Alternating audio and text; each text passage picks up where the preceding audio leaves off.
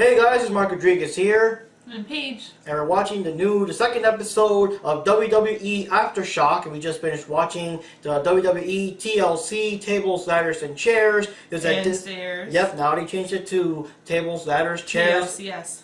Yes, and Stairs, and even other things they used. So what we're going to do now, so we're going to basically give OMG.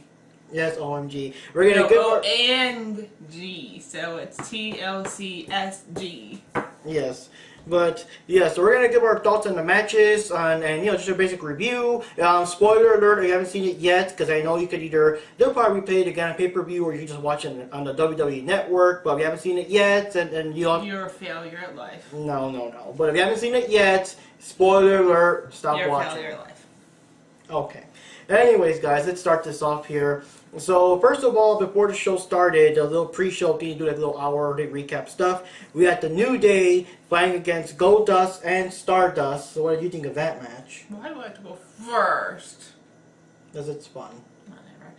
I don't know. Don't like Goldust. They're stupid. That's my answer. New Day is kind of epic. I don't know. I don't know. I always like this.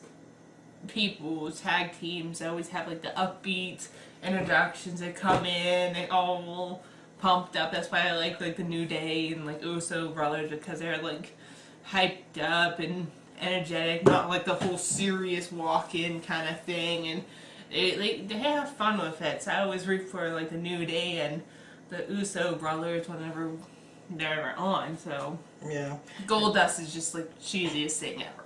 Well, Goldust himself is kind of serious. Stardust is super cheesy with the home and everything and all that stuff. Yes, I know. I like how you do the exact same skit each and every time they come in. He always has to kind of walk around and do like the leg over him and everything. It's just so silly. But yeah, it's a good fight. But I do have to say though, I was surprised when before the New Day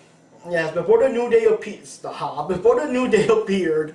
They had these random commercials of these guys just breaking it down in some kind of church choir thing. And honestly, I did not catch the reference. Maybe Kofi Kingston was amongst them, but I didn't recognize them amongst the crowd. But I had no idea that they were the guys from the New Day, and they were advertising like this new tag team is coming soon and all that stuff. But yeah, they were pretty cool. I always thought that was like a commercial or something.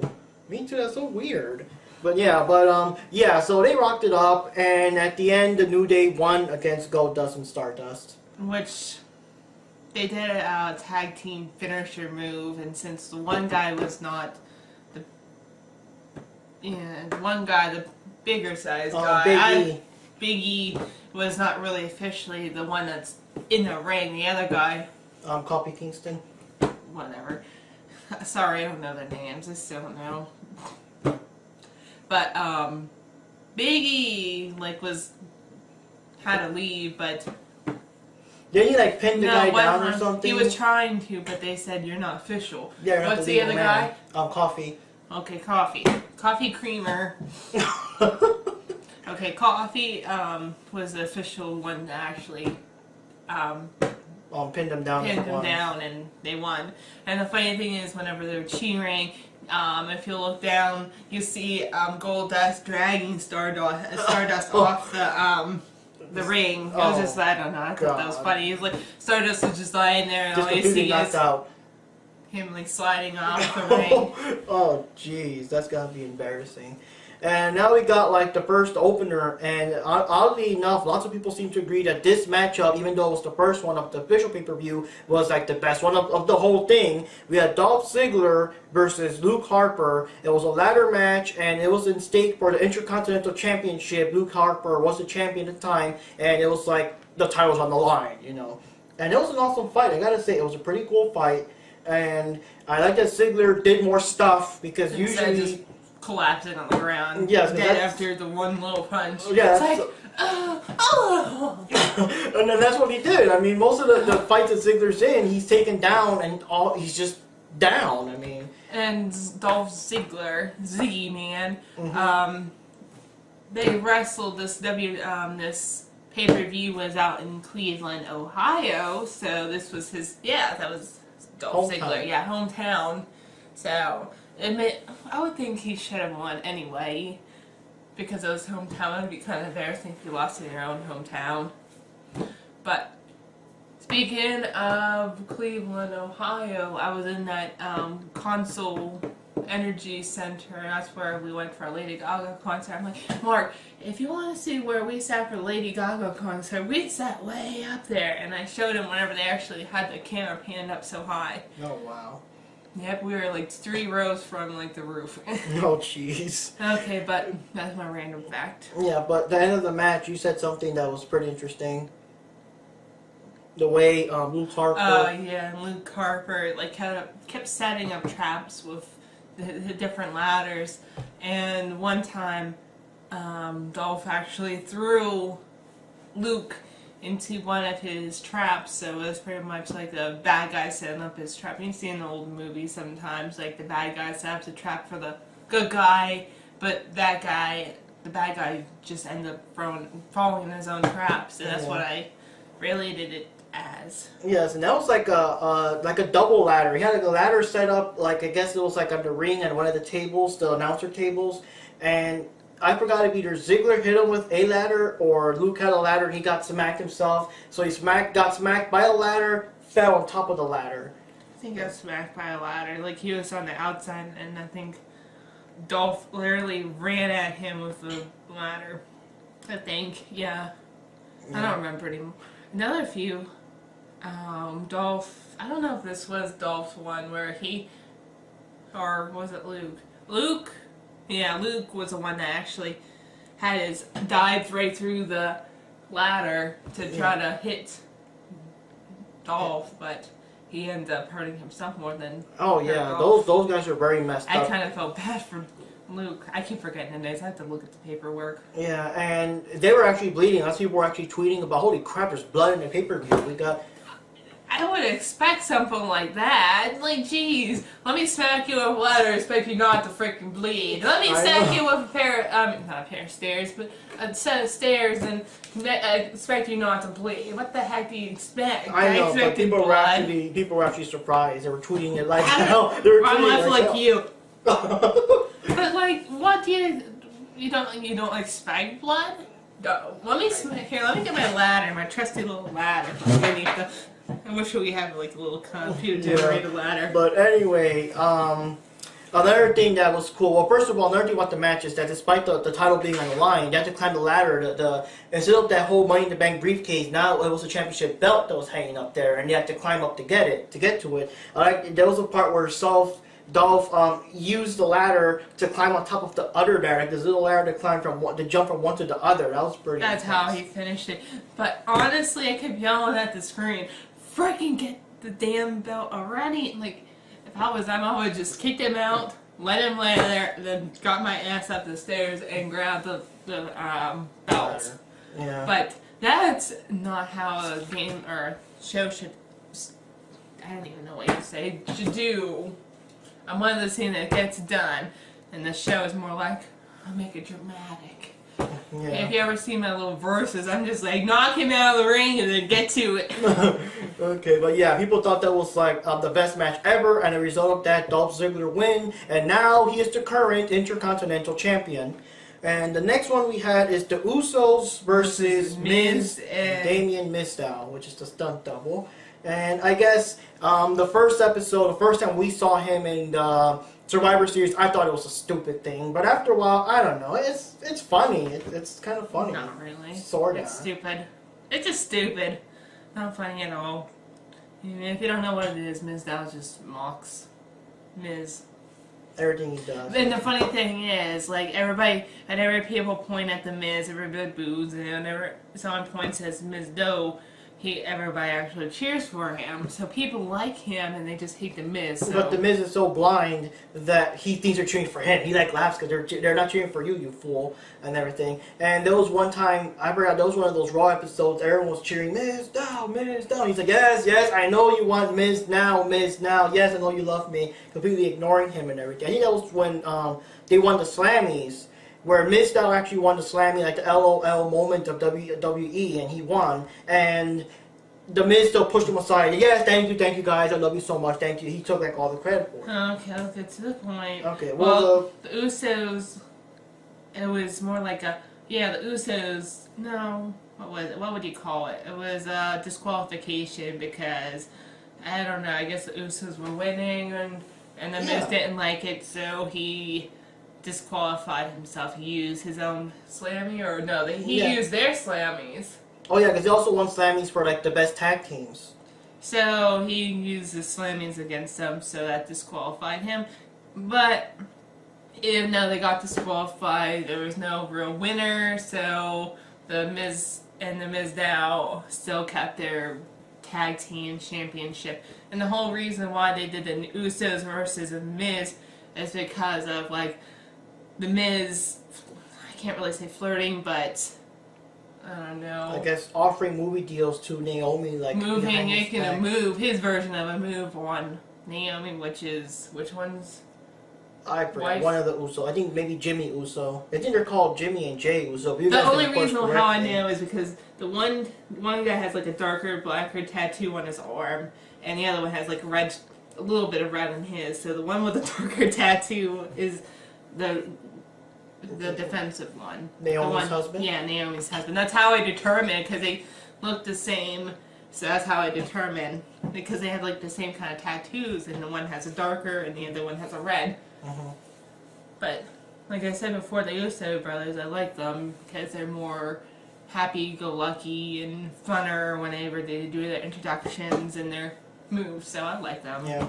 But I was kind of disappointed at the end. I was kind of like, what the hell? Sauce! Okay. Yeah. I was kind of disappointed at the end because it was like, what the fuck is that? And Miz just like, I got tired of the match. I'll just walk out. I'll just purposely disqualify myself because I won't lose my title anyway. That was just, come on, you damn cowards, you know? And of course, I'll probably bring like a rematch or something, you know? So now we have Big Show and Big Show versus Eric Rowan, which was a steel stairs match, which is.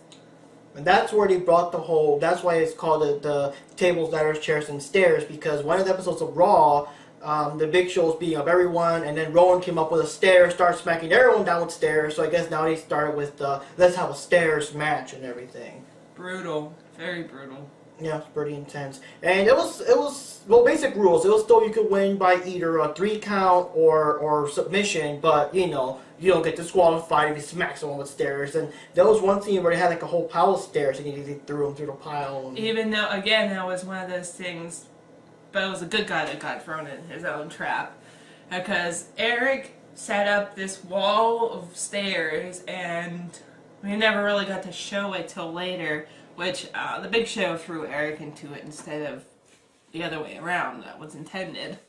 So that was another one of those things that someone made a trap, fell in the trap. Yeah. So the Big Show won that one with everyone booing and everything. And it was funny because if you do check out the WWE app, you can actually tweet during it. And it was just so funny that one guy tweeted, I love the stairs match, it's awesome. And the very next guy tweeted, the stairs is kind of stupid, I hope they don't do that again. So it's kind of conflicting. The thing is, like, sounds like, you could hear people cheering and booing in the background, like, John Cena, you suck, and you could hear people saying different things, and one person, like, probably was, like, in the front row, he's like, Big Show, you suck, we hate you, and he, like, stared at them. I'm like, I wonder what you can do. Yeah, I know. do much. I like the part. I wish they would, like, obviously fake threaten them, but, like, what did you say? And act like he's gonna threaten them, but, I don't know, like, have, like, crowd interaction. I like where the Big Show that set the ladder on top of like the table, the announcer table, and they were like, well, "What can we do?" You know, and he actually comes by. They actually like asked him, "Can you like the ladder, remove the it?" stairs. That was the stairs. Can you like remove it? And he actually removed it, and there. That was kind of funny. No, he's like, I guess you did say it. Never mind. Are they in your way? And he removes it. Yeah. Why couldn't they break the Mexican table? I know, but yeah, it was funny because the Spanish table always gets busted first. So they even said that, hey, they left the stairs in our thing. What do you think we are, the Spanish table? Like, even joked about that, even like mentioned it. Well, anyways, the next big match, that people were surprised that it was not the main event, because usually John Cena's the main event, is John Cena versus Seth Rollins. His big revenge, because of course the last pay-per-view was basically Team Cena versus Team Authority led by Rollins, and it was like the big thing that if John Cena loses the match, he will no longer be #1 top contender to face Brock Lesnar, the WWE champion. Yeah. And, it was a pretty decent fight. It was pretty action-packed here and there. Seth Rollins' dumbass bodyguards kept going to the ring. And, of course, since this match was non-disqualification, they could do whatever the fuck they want. And, this was a table match, too. So the rule was that whoever threw a table first, he wins automatically. So that's like the thing right there. Whoever gets through a table first wins. And there was this whole thing. This is like where you kind of gotta turn your brain off and pretend wrestling's real or whatever. I don't know. Cena threw Rollins through the table pretty early in the match. But the referee was gone. Well, he was knocked out somehow. He was smacked and he was knocked out. Like, geez, this little baby smacked to a referee and he's knocked out. Like, geez, where the heck do they get these referees? One little boop. Yeah, and then the security guards came and hit all the tables, and they're covering up the evidence and everything so that they can't see. And the fight kept going, and I was thinking to myself, well, I mean, this is where you kind of, because, dude, in real life, I mean, the audience saw it, everyone saw it, showed the replays. Replays can show that Cena already won, but whatever. The Big Show showed up to cheat, the cheating bastard that he is. But then, surprisingly, this is like the big thing that everyone's excited about. Roman Reigns actually came back. He's the leader of the Shield before Seth Rollins betrayed him. So, of course, he has personal beef with Seth Rollins. So, he helped knock his ass out and everything. And, of course, he left. So, whenever the referee showed up, John Cena was slammed to the table. And he won. And he's still #1 contender. Hold on. Pause for a second there. You missed it was a tie. Because in the middle of it, whenever the referee conveniently wakes up, and then 2 other referees conveniently come in, John and Seth fall together onto the table. The 2 tables, yeah. But since they fell at one time, they decided to actually use a replay at this moment. Ignore the replay from earlier that John Cena won, and use this fake. Or the stupid one, so they say repeat, rematch. So they do a rematch, and again, John Cena. And they made a big deal out of it. Hold on to interrupt though. They replayed it several times. So it was like, oh my god, they both hit the table at the one referee was saying Seth won, the other one's like John won. I was like, they started arguing and everything, and the other referee kind of like said, shut up, we're just restarting the match and everything. So yeah, I forgot about that. They're always a champion. Me. Yes. So, like we said, John Cena did win. Now he's going against Brock. Lesnar. I almost called him Brock. And Brock, oh my. Yes, but the thing is that a lot of people are kind of tired of seeing Cena winning. A lot of people are more curious about what would have happened if he had lost. Would Seth Rollins have gone against Brock Lesnar or someone else going up against him? Because they kept saying that too about like, well, it doesn't guarantee that he's going to be the next one. So it's like, but all of that is now, of course, gone because, of course, Cena won. So he's going to go to face him in Royal Rumble. The next pay-per-view next month. Okay, Nikki Bella versus AJ Lee, Divas Championship. Again, AJ actually fought, but again, Nikki, it's her name, Nikki, cheated again, so, okay, let's move on. Okay, let me just explain a little more. Yes, as we saw in the last review, AJ lost her title, trying to imitate that kiss thing. I didn't know this already. I know, but... This one, AJ actually showed some skills, but at the end, Brie Bella was like distracting the referee, and while the referee was like too busy arguing with her or whatever they were doing, Nikki Bella pulled some spray, never explained what it was, some weird spray or mace or whatever, right into AJ's eyes, and of course, she's distracted, she did her, I think it's called the Bella Bust, no, the Rack Attack, something like whatever that dumbass move is called, and... Again, AJ lost, and Nikki keeps her title, and again it keeps showing that she just can't win without cheating, without either her sister in the way, or without spray, or some crap, and I don't know, I really want to see AJ just kick her ass in a good, decent fight, and That's not never just... gonna happen. Yeah, we'll see. And the next match we had, that was a normal match. There wasn't like chairs or anything like that. The next match was Ryback versus Kane, and it was a chairs match. You just said it's not a chairs match. Well, I mean, the Divas was just a normal match. It didn't have any weird items or anything. It was, I can't imagine the Divas smacking the crap out of each other with blood and stuff. I don't know. sexist, I know, but I don't know if they would do that or allow that. I don't know. But anyways, we got Ryback versus Kane in a chairs match, in which of course it's the same thing. It's either by 3 count or submission, but they don't get disqualified if they beat the living crap out of each other with thousands and thousands of chairs. And yeah, it was a pretty decent fight. The thing I kind of complain a bit is because Ryback kind of falls, kind of like the AJ thing. He's all big and badass and feed me more, and one punch and he's down. One punch and he's already like limping and crap, and I hate that. So in this Feed me chocolates. Okay, so in this one, he actually did put up a good fight, and it was a good fight between him and Kane. And I like it that this was a good, fair fight. We didn't have Seth Rollins or the security guards running in to help Big Show, Big Show coming in to help Kane. None of that crap. It was just them two, no interruptions, no whatever. And at the end, Ryback grabbed Kane and did his, I think it's called rollover slam on top of a chair, and that does it. So Ryback won, and he got fed. That was awesome. And then this match you kind of missed, but it was so short. And this was the weirdest one. Is Rusev versus Jack Swagger for the U.S. Championship. And despite the fact that it's Rusev, he's a champion, they built this up a lot and everything, it was pretty short. All he did was that weird submission move he did. Like, it failed the first time. Oh, he succeeded the second time. And that's it. Match is over. The guy counted out, and that's it. And I was surprised. I mean, the only funny part of the whole thing... Makes America look pansy. Makes the United States look pansy. Yeah. And... the only thing that was entertaining was just at the very beginning. At the beginning, Lana was going to do her typical anti-American speech, and he just played Jack Swagger's theme right in the middle of it before she could say anything, and she got all pissed because they interrupted her and whatever. But that was it. The fight was very basic, and it made such a big deal because in the last episode of Raw, Swagger did a lot of heavy damage to Rusev's foot, like ankle, whatever, and he was like limping a lot, and he did try to attack the ankle, but it really didn't do anything. We didn't really see Rusev limp or I mean, they didn't really take advantage of it. It was just a typical, very quick match. So now we go to the big one, the big main event one, Bray Wyatt versus Dean Ambrose with the tables, ladders, and chairs match. And of course, we forgot to say for John Cena's one, he actually used the gate. Okay. Oh yeah, he used one. I thought I said the G.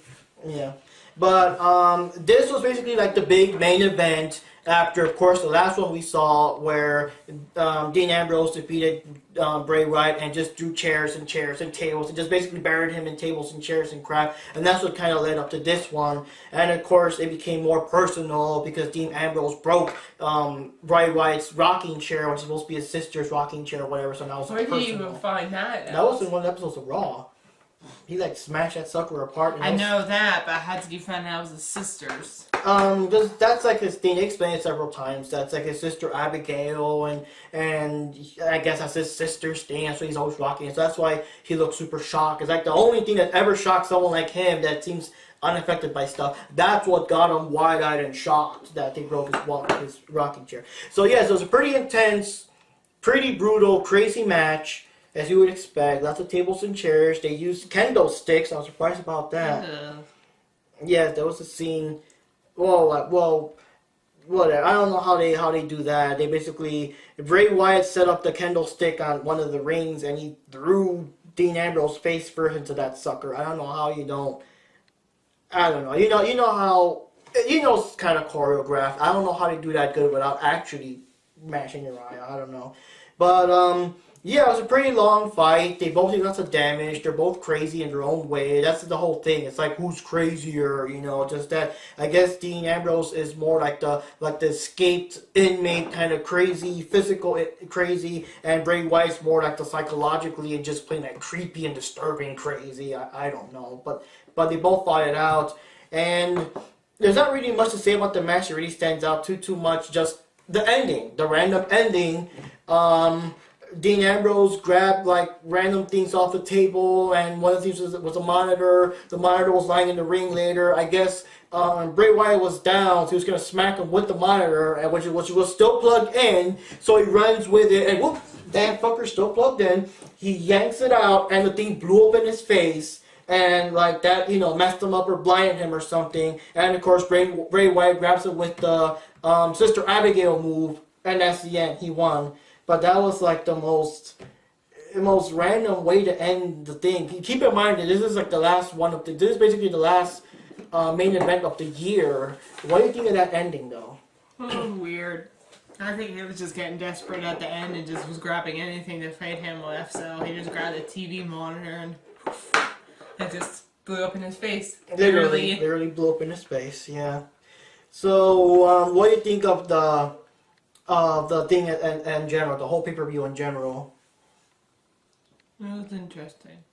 Yeah. Goodbye.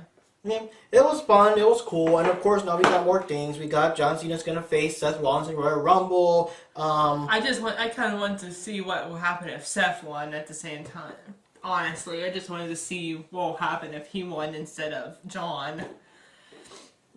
That's mostly the only thing I was rooting for the bad guy, just because I wanted to see what would happen. Yeah, a lot of people wanted to do that. A lot of people agree with you. There were some people. That's the thing about John Cena, though, that even though he's a good guy, so many people hate him because he's always winning and winning and winning, and they just want to see someone else be the new, I guess, hero or top guy or something. So that's a weird kind of thing. Not so much hating you because, ooh, you're an asshole. Oh, I hate that trait. No, they just hate him because, oh, he wins all the time. I want someone else to win. That's a different perspective. But yeah, so like I said, now we got John Cena versus Brock Lesnar in Royal Rumble for the championship title. We got Roman Reigns announced that he's going to be officially one of the people in the Royal Rumble, and yeah, so we'll see what happens. So anyways, guys, that's the end of our review for this. It was pretty good, pretty interesting, but yeah, I probably think maybe the Dolph Ziggler versus Luke Harper was probably the best one of all of them. Maybe the first one was the best one of the matches. But anyways, yeah, there's gonna be. I think it's the second one about. No, yeah, but that's like the official. That was like the pre-show thing. But one thing I also want to say is that we'll be reading your comments and your thoughts below because of course there's also one. Someone said something. Sting said something.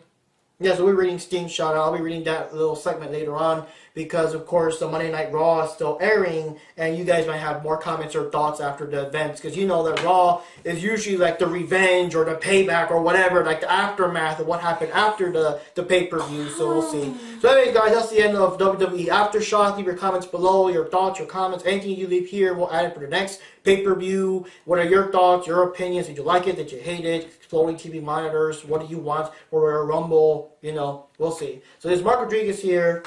Paige. Yep. See you all next time. Hey guys, Mark Rodriguez here back again. We're going to do the little shout outs here that we got for the wrestling. Remember that every time we have a pay-per-view, feel free to put your comments either on the Facebook, our Facebook fan page we have, the YouTube video in itself, or you can do it on our Twitter page, all that good stuff. Let me just read them real quickly. The first one we have here is from Chuck Rodriguez. Of course, he was with us in the last episode of the Aftershock, but was busy and everything. And his comments are as follows. I feel the event was solid. Dolph Ziggler showed why he's the best athlete on the roster. That match versus Harper was absolutely sick. Dolph definitely deserves to mention in the WWE title picture. The tag match was meh. The women's match was meh. Cena and Rollins was great, except I would have loved to have seen Rollins win. Reigns' return was great. Rowan versus Big Show went a lot better than expected. As Fred put it, Starehenge. Wyatt versus Ambrose was absolutely sick. Ambrose has the best facial expressions in wrestling and is a new loose cannon. Wyatt is the Mick Foley of today and even better on the mic. Great match, and the monitor exploding was a good way to have Ambrose lose, yet keep the feud going. 7 out of 10 I rated. And that's what Chuck Rodriguez said. And we also have, of course, our big fan, Sting62287, real cool guy. And his comments here are, Ziggler and Luke Harper stole the show, but it could have been better. I see Roman Reigns winning the Royal Rumble. And yeah, let's see what happens. Roman Reigns has been announced in the Royal Rumble. And yeah, and if you guys are watching, you're putting wrestling almost every day for this particular week. We got Brock Lesnar back in action, like finally back in action, and we got more of the divas and all that good stuff going on. And we got Hulk Hogan guest starring in the Christmas episode of Raw next week and all that good stuff. But anyways, guys, yeah, that wraps up this particular episode of Aftershock, WWE Aftershock. So every time we have another pay-per-view, we're going to review it, cover our next Royal Rumble, what's going to happen between Cena and Brock Lesnar. Is Rollins going to allow this to happen? We'll see. See y'all next time, guys.